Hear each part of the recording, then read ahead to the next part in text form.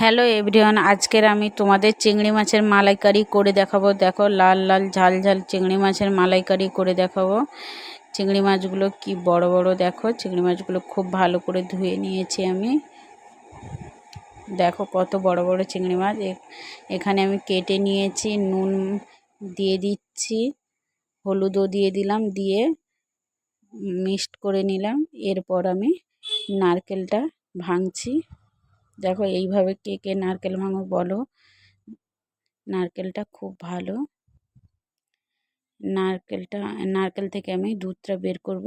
দেখো কিভাবে আমরা নারকেল থেকে দুধটা বের করি। এইভাবে নারকেলের দুধটা বের করে নিয়েছি। তারপর চিংড়ি মাছগুলো ভেজে নিচ্ছি আমি এখানে। দেখো চিংড়ি মাছগুলো আমার ভাজা কমপ্লিট হয়ে গেছে, আমি তুলে নিচ্ছি। সেই কড়াইয়ের মধ্যে সর্ষের তেল দিয়ে দিলাম, গরম মশলা দিয়ে দিলাম, পেঁয়াজ কুচানো দিয়ে দিলাম। পেঁয়াজটা একটু ভালো করে লাল করে ভেজে নেব। তারপর রসুন পেস্ট, আদা পেস্ট, টমেটো কুচি, কাঁচা লঙ্কা দিয়ে খুব ভালো করে কষিয়ে নিতে হবে। দেখো খুব ভালো করে আমি এখানে কষিয়ে নিয়েছি। এরপর হলুদ গুঁড়ো, লঙ্কা গুঁড়ো, পরিমাণ মতো নুন আমি দিয়ে দিলাম। আবারও আমি কষিয়ে নিচ্ছি। তারপর নারকেল থেকে দুধ বের করে রাখা সেই দুধটা আমি দিয়ে দিলাম।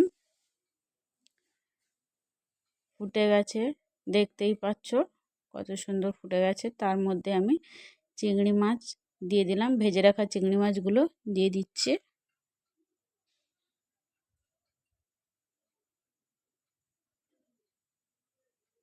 দেখো ফুটে গেছে। তারপর আমি এখানে চাল মগডা বেটে নিচ্ছি। চাল মগডা বাটাটা আমি দিয়ে দিচ্ছি। 2 চামচ এখানে চিনি দিচ্ছি। দেখো খুব ভালোভাবে সব কিছু ফুটে গেছে। বন্ধ করে দিলাম আমি গ্যাসটা। দেখো কালারটা কত সুন্দর এসেছে। দেখো এইভাবে বাড়িতে ঝটপট বানিয়ে ফেলো চিংড়ি মাছের মালাইকারি লাল লাল করে। বাই বাই বন্ধুরা, সবাই ভালো থাকো, সুস্থ থাকো।